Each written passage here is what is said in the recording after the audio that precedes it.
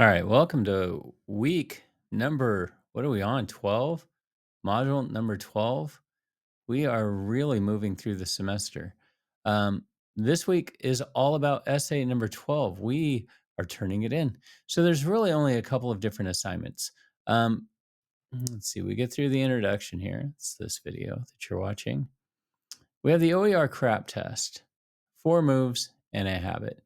Now, this is really about evaluating source work. There's a lot of different acronyms for evaluating source work. You may have seen like BAD SOC or any of these other types of things. It's basically looking at the same thing, checking out the academic or scholarly aspects of any type of research that we're utilizing. I really want to ensure that we're not just plugging and playing with research just for the sake of having research, that we're making rhetorical decisions and actually trying to edify our argument by utilizing the best available research that we can find.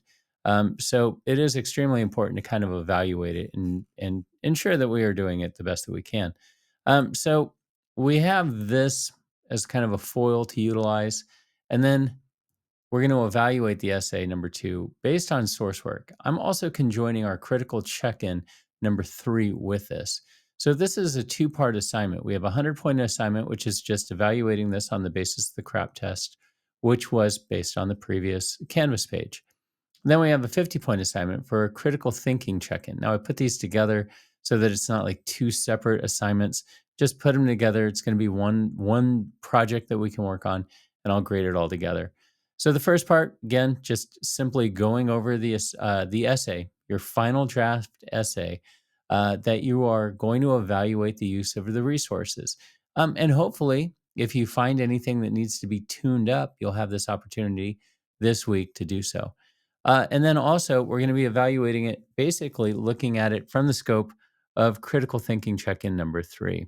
So, in reviewing your sources, still maintaining that you're identifying one place in SA2 where your reasoning may rely on more on assumption, generalization, or bias. And so, there's 3 different prongs on this assignment that I just want you to evaluate this by.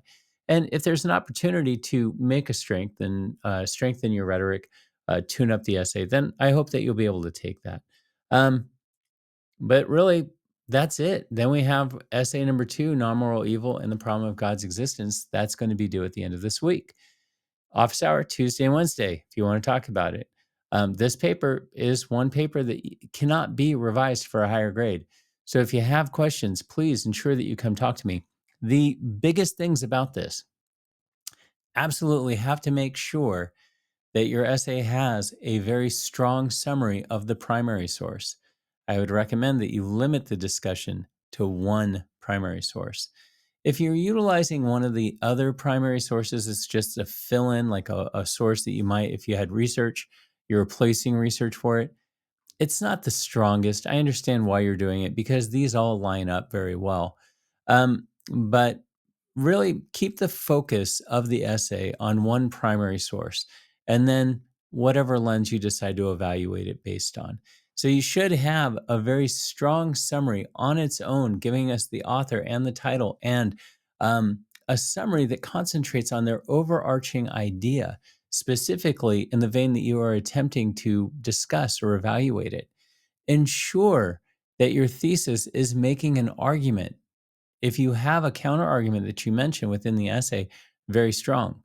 If you look at it and think, wow, I didn't set this up to be an argument at all, I've set this up to just kind of be an expository discussion on the nature of various theological ideas, that's not going to work. It's not an argumentative essay.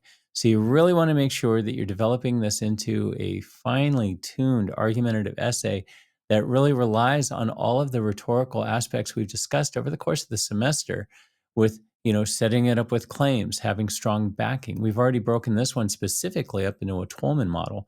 So hopefully you really have a strong idea on what you're trying to articulate, what you're trying to argue, and how you're attempting to back it up, making the strongest rhetorical choices that you can make in the construction of this essay.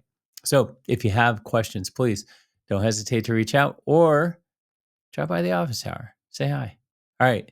Let's have a fantastic week. Thanks.